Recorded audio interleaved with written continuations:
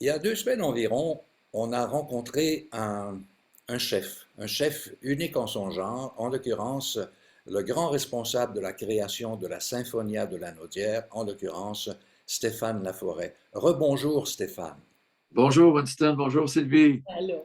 Nous avons déjà parlé de ce premier concert que vous avez présenté le 2 octobre, un hommage à l'Ukraine. J'aimerais ça maintenant qu'on puisse...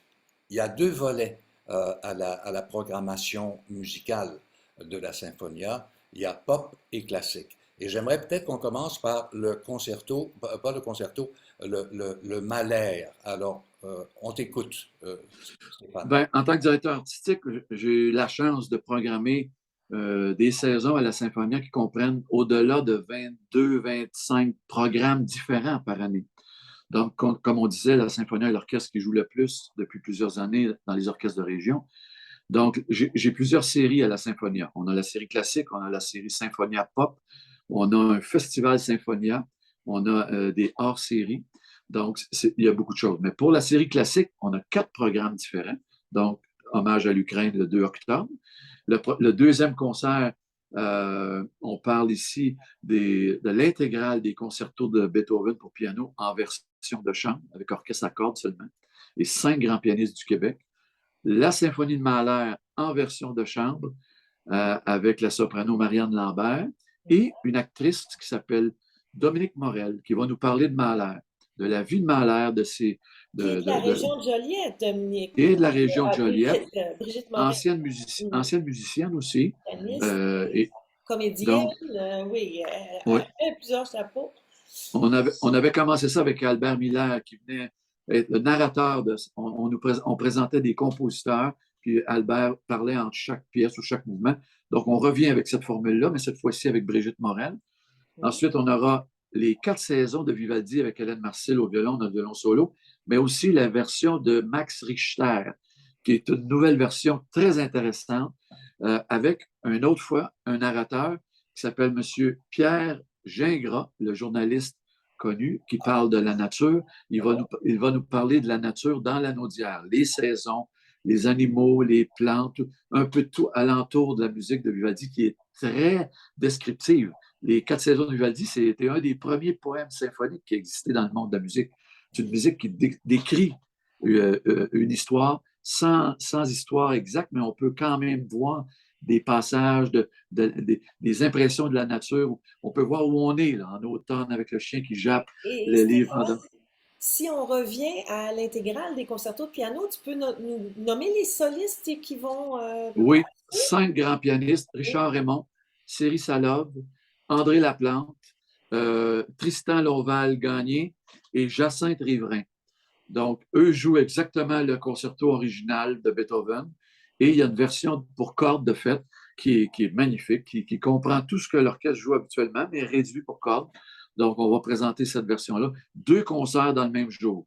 Les 3 premiers concertos le matin et l'après-midi, pardon, au Théâtre Hector Charland à 14 heures à l'Assomption. Et le soir, à l'Assomption, toujours au Théâtre Hector Charland à 19 heures, le 4 et le 5e. OK. Maintenant, il faut parler de la série Symphonia Pop. Moi, sur les 1250 concerts que j'ai dirigés dans ma humble carrière, depuis 40 ans déjà, presque, j'ai fait beaucoup de pop. J'ai bien aimé faire du pop avec les orchestres symphoniques. C'était un de mes rêves de jouer de la musique populaire que tout le monde aime, mais en version symphonique. De un, parce que je rejoindre un nouveau public, mais aussi faire travailler les musiciens. C'est très important pour moi. Donc, c'est pour ça que la saison de la Symphonia comprend énormément de programmes. Puis on a une série Symphonia Pop de 4 concerts, donc Noël, 5 concerts, pardon. Noël avec les 4 chanteurs de Tocadéo. Mhm. On aura un concert avec Marc Hervieux et Geneviève Leclerc, 2 voix superbes. Marc, on le connaît, là, tout le monde le connaît, c'est Et, une voix et extraordinaire. Marc, c'est quelqu'un que tu réinvites et réinvites et Ben réinvites oui, parce que c'est un ah oui. ami aussi. C'est un ami, mais aussi, c'est quelqu'un qui peut chanter n'importe Exact. quoi bien, d'une Mhm. façon extraordinaire. Il faut savoir que Marc Hervieux est un chanteur qui chantait dans les noces et les bars avant d'être chanteur d'opéra. Donc, il connaît tout le répertoire populaire. Exact. Puis c'est un meneur de foule extraordinaire. Ah oui, Donc, et un chic type, et un chic type. exact. Donc, J'ai Et Ben ensuite, oui, tu as la Symphonia Big Band et les Crooners avec Christian ben oui. Marchandron et Manon Séguin, qu'on Oui, connaît à la voix. ça, c'est un couple. Ils sont mariés dans la vie. Lui est Exact. pianiste. Il chante très, très bien. Oui. Très bon musicien. Il écrit de la musique aussi. Sa femme est chanteuse, une franco-ontarienne. Ensuite, on a Robert Marier, ce grand acteur, mais aussi chanteur versatile, très bien. Maxime Landry, Marc-André Fortin dans des chansons québécoises. Mhm. Et, pour terminer, le Boogie Wonder Band en version Ah, disco. ça, c'est extraordinaire. Tu fais plaisir. Ça, Là, tu fais plaisir à Sylvie, ah, là. le Ah, disco, ça rejoint tellement tout le monde. écoute, c'est notre époque de patin roulette, Sylvie. Quand Oui, on avait exact. 16-17 ans, on allait faire Oui. du patin roulette. Oh, mon Dieu. Il Mais faut on a dire, fait ce concert. oui. On a fait ce concert, pardon, je m'excuse de te couper. On a fait ce concert à la Place des Arts, à la Maison Symphonique. Croyez-le ou non, Ah, au mois de février passé, il y avait 1300 personnes et la salle dansait tout le oui, long du concert. Tout le monde debout, ça oui. dansait. Ça s'avançait en avant pour danser avec nous. J'en revenais pas. Donc, j'ai D'ailleurs, dit, il ne faut pas. d'ailleurs, tu as fait un prêt à l'Orchestre métropolitain récemment, c'est-à-dire lors du concert sur la montagne, au bas de la montagne du Mont-Royal, et la version disco de l'intro De la de la cinquième cinquième symphonie, de Beethoven. oui, de Fifth of Beethoven, Et qu'on appelle, Ben oui. il y a 45 000 personnes qui qui ont dansé dansait le disco en aussi même temps. sur le Mont-Royal. Alors, C'était Ben merci, oui. fantastique, merci oui. pour le prêt. Oui. Ben, écoute, j'ai D'ailleurs, reçu un. D'ailleurs, Stéphane, il faut dire que tu fais beaucoup d'arrangements et même des compositions pour ton orchestre. Veux-tu nous en parler? Composition, j'oserais pas dire composition. Je me garde un petit peu de gêne. Je ne me qualifie pas compositeur encore, mais j'y travaille. Mais je peux vous dire que je prends beaucoup, j'aime beaucoup écrire de la musique pour les concerts pop. Je suis producteur aussi de concerts, donc ça arrive que je produis des concerts à l'amphithéâtre l'été ou à la Place des Arts. J'engage la Symphonia, bien sûr, des solistes. Et en écrivant la musique, ben, on sauve des coûts. Puis c'est quelque chose qui m'a toujours fasciné depuis toujours. J'ai vu mon grand-père écrire de la musique, j'ai vu le père Brunel écrire beaucoup de musique. Oui, oui. Ça m'intéressait. Puis pendant la pandémie, j'ai pris des cours avec des arrangeurs que j'aimais beaucoup. J'ai écrit 85 arrangements pendant la pandémie. Non, non, non, non, non, non, non, non, non. Oui. Ça, c'est Donc, la productivité, ça. de là le petit burn-out, peut-être. Oui. Peut-être, peut-être. Mais écoute, je trouve que ton approche à la musique, tu sais, on parle à gauche et à droite de démocratiser la musique, mais tu as toujours eu tu sais, cette fibre-là, c'est-à-dire cette volonté de rendre accessible la musique qui a été autrefois considérée comme sérieuse. Mhm. Il y a Oui. moyen. Et toi, tu as trouvé la clé pour ouvrir, pour débarrer la porte. Je ne sais pas, mais j'ai été un des premiers avec Yannick à parler au public. Quand j'ai commencé à diriger, le chef rentrait, il dirigeait l'ouverture, le concerto, la symphonie, puis il retournait, puis c'était fini. Yannick et moi, on a commencé à dire à tout le monde bonsoir, est-ce que ça va bien? Je vais vous parler un petit peu du premier morceau. On donne 2, 3 éléments. Les gens, ils veulent tellement aimer ça. Puis on a tout fait pour pas qu'ils aiment ça. On les empêche d'applaudir quand ils trouvent ça beau entre les mouvements. On se choque après la madame qui est en train d'étouffer parce qu'elle sort un bonbon. Mais elle veut venir pareil, la madame. Elle veut être là. Le monsieur qui est obligé de s'habiller avec la cravate le samedi soir et qui ne pouvait pas écouter le hockey pour venir au concert. Moi, je leur donnais le score du Ça fait hockey après la plaisir à sa première femme. après la pause. Ils adoraient ça. Je me faisais arrêter sur la rue. Hey, monsieur, c'est bon de donner le score du hockey. Au moins, on a ça. Donc, tu sais, c'est des petits détails comme ça. Les gens veulent aimer ce qu'on fait, mais on fait tout pour qu'ils n'aiment pas. On est snob un petit peu, malheureusement. Puis avec le temps, ça s'est amélioré. Yannick a joué la cinquième de Beethoven, puis après, il fait une version disco devant 45 000. Le lendemain du concert, on a vanté le travail de l'orchestre de Yannick, mais on a beaucoup parlé de la version disco que le monde a adoré. Donc, le monde, ils se sont dit, Yannick, il est de notre temps. Donc, c'est ça qu'il faut comprendre. Puis quand on dit que quelqu'un fait du pop, moi j'en ai fait 550 concerts pop, c'est pas de diminuer quelqu'un. Quand on les fait bien, quand c'est des bons arrangements, quand c'est un bon sonorisateur, quand l'orchestre joue bien, quand le soliste est bon, ça fait de très bons concerts. Et ce qu'il faut comprendre, c'est que les programmations au Québec, puis de saison d'orchestre, malheureusement, je trouve qu'on est en retard un peu sur le Canada anglais et les États-Unis. Ça fait longtemps, eux qu'ils ont des séries pop. Et ça attire un nouveau public. Ce public-là va probablement jamais venir au concert symphonique classique. C'est pas grave, on s'en fout. Ils vont venir voir l'orchestre de la place, puis ils vont acheter des billets, ils vont faire travailler l'orchestre, ils vont faire travailler les restaurants alentour de la salle de concert le soir du concert. Il va y avoir une économie qui va tourner alentour de l'orchestre de plus en plus grâce au nombre de concerts ajoutés. Donc, depuis les Boston Pops, Cincinnati Pops, New York Pops, et chaque orchestre aux États-Unis a une série pop. Au Québec, il n'y a que l'Orchestre de Québec qui a une série pop depuis les années 70 et la Symphonia. L'OSM fait des...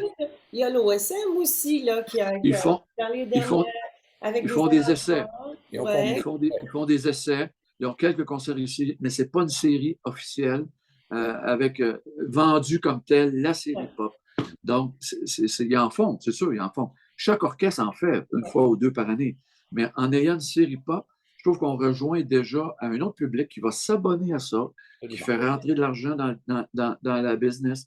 Et quand j'étais à Thunder Bay, l'orchestre, comme les autres orchestres au Canada anglais, ils avaient tous une série pop, une série d'opéra, une série classique, une série de musique de chambre, puis des projets spéciaux. Puis les orchestres étaient des orchestres pour les musiciens à temps plein. Donc, le musicien de Thunder Bay faisait 30 concerts à temps plein. Il restait à Thunder Bay. Il enseignait à l'université ou à l'école dans ce coin-là. Il y en a qui ont passé leur vie là-bas. Donc, si, mettons, les orchestres de région au Québec avaient un orchestre qui offre 30 concerts à ses musiciens, avec un poste d'enseignement dans les écoles primaires, secondaires, cégep, université, on aurait des musiciens avec un statut social beaucoup plus respectable que maintenant. Malheureusement, nos musiciens, présentement, tirent le yard par la queue financièrement et ce sont tous des bacheliers, des maîtrises, des docteurs en musique. Et c'est triste de voir ça. Mais les orchestres, dans le format présent au Québec, à mon humble avis, il y a un malaise. Il y a quelque chose qui ne marche pas et c'est les musiciens qui ne payent pas. Donc, moi, mon but avec la Symphonia, c'était d'offrir aux musiciens le plus grand nombre de concerts. Puis, je fais de mon mieux. J'ai été directeur général de la Symphonia gratuitement pendant 28 ans. Je ne suis pas à temps plein, malheureusement. Je n'ai pas la capacité d'un autre directeur général, mais au moins, on a sauvé tous Si tu avais un rêve d'accompagner ou de faire un programme, qu'est-ce que ce serait? T'es-tu déjà posé la question? Écoute, Sylvie, moi, j'ai été chanceux dans ma vie parce que j'ai dirigé Tu as une déjà fait quarantaine de concerts beaucoup, avec oui. l'OSM, avec l'OSQ, des grands solistes canadiens. C'est sûr que quand tu peux accompagner, j'ai accompagné Pierre Amoyal une fois à l'époque, qui était un des grands violonistes de l'époque. Quand tu peux accompagner Wenguerra ou ces grands noms-là, c'est toujours une fierté. Madame Wilstein, l'épouse du nouveau chef de l'OSM, j'ai dirigé le concerto de violoncelle de Dvorak à pied levé pour remplacer le chef à l'OSM quand elle était soliste il y a quelques années. Ça a été un moment extraordinaire pour moi. Mais Dans le est-ce pop, qu'il y a des gens que tu rêverais d'accompagner, par exemple? ben, c'est ça, les grands solistes, là, Wenguerra, les grands pianistes, Lang Lang. Dans le pop, voyons, comment il s'appelle le chanteur là, qui est aveugle, là, voyons, Oh, Bocelli! Bocelli, Oui. Barbara Streisand, Hmm. tous ces chanteurs-là. Bernstein disait de Barbara Streisand qu'elle aurait pu faire une chanteuse d'opéra. Ah C'est oui. des phénomènes. Dans leur domaine, c'est des phénomènes. Donc, moi, le pop m'intéresse aussi. Donc, les deux mondes, Michael Bublé, j'ai eu un big band pendant 10 ans, moi. Donc, à chaque année, je fais un concert hommage à Sinatra Bublé, on joue ses chansons avec un big band, les mêmes arrangements qu'il fait. De faire ça avec Michael Bublé, ça serait pour moi. Ben, Stéphane, c'est ce qu'on te souhaite de réaliser tes rêves, parce qu'on voit que tu en as encore beaucoup. Puis on te remercie. Il faut dire que Ben, la saison 2022-2023 de la Symphonia de Lanaudière est un bon exemple de ton approche Ouais. musicale et on t'en félicite. c'est Merci. bien gentil. Puis, Bravo, bonne saison, puis longue vie à la Symphonia de la Naudière sous ta direction, Stéphane. merci. Puis, je vous félicite de votre initiative de mettre de l'avant des gens qui travaillent pour les musiciens, pour le monde de la musique. C'est intéressant. Moi, je vous suis. Je ne les écoute pas toutes, mais beaucoup. Je pense à M. Roberts qu'on a entendu la semaine passée, les autres chefs que vous avez interviewés. Je trouve ça vraiment bien parce que présentement, ayant plus Radio Classique, ayant presque plus de musique à Radio-Canada, on n'a presque plus de moyens de faire la promotion du monde de la musique classique. Et ça, je trouve ça vraiment difficile pour notre monde. Espérons que ce n'est pas le début de la fin, mais vous contribuez à tenir ça haut et fort. Lâchez pas. Ben, c'est le Merci mandat beaucoup. qu'on s'est donné de faire tout ce qui est possible de faire pour diffuser la culture et la musique en particulier. Merci beaucoup pour ce Merci joli Stéphane. témoignage, Stéphane. Bonne santé. Merci, bye bye.